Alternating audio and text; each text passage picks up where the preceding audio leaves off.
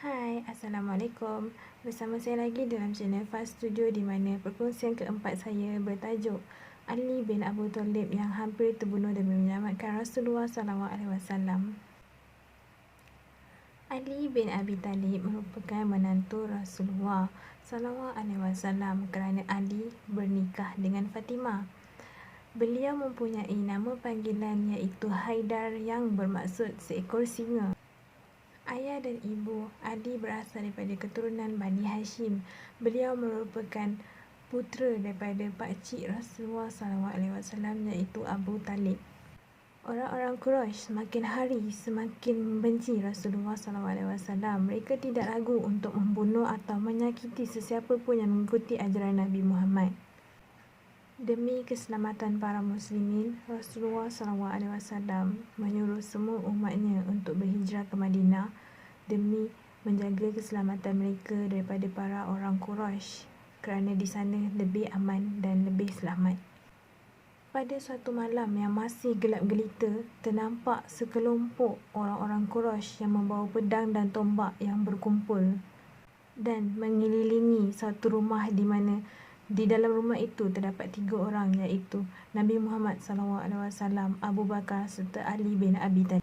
Sewaktu itu, orang-orang Quraisy sudah berancang untuk berkumpul di hadapan rumah Nabi Muhammad untuk menangkap dan membunuh beliau di dalam rumah tersebut. Namun para orang Quraisy itu sedang menunggu perintah daripada Abu Jahal, iaitu salah seorang pemimpin penduduk Mekah yang membenci kaum muslim. Sementara di dalam rumah, Ali bin Abi Thalib diperintahkan untuk baring di tempat tidur dan memakai selimut yang pernah digunakan oleh Nabi Muhammad SAW.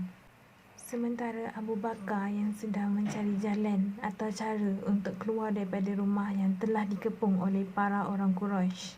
Namun begitu, Allah SWT kemudian menurunkan satu mukjizat yang menyebabkan orang-orang Quraisy itu tiba-tiba mengantuk dan akhirnya tertidur lena.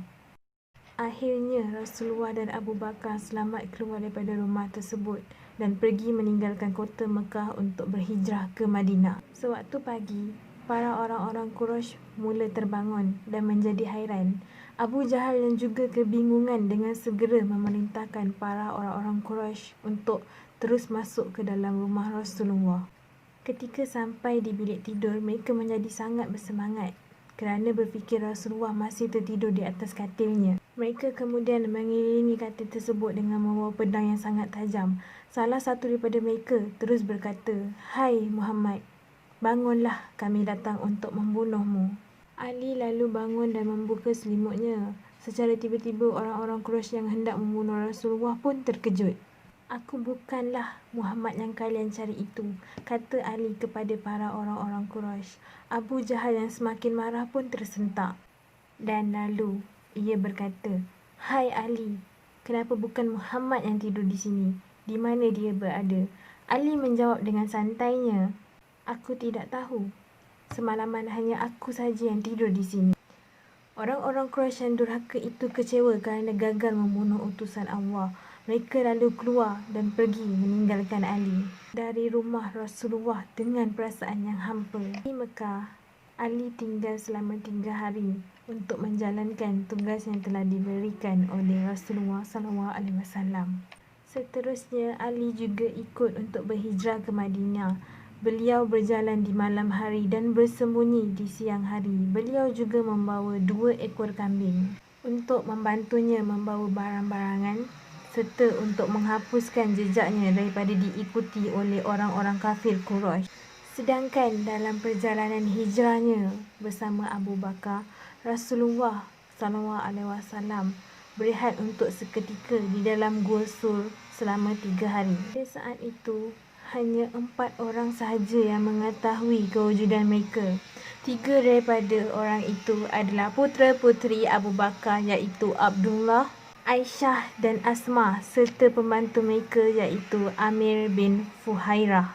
Begitulah salah satu kisah yang menceritakan tentang kecintaan Ali bin Abu Talib terhadap Rasulullah SAW. Semoga kisah ini dapat menebalkan lagi rasa cinta kita sebagai umat kepada Rasulullah SAW Sekian sahaja perkongsian daripada saya untuk hari ini.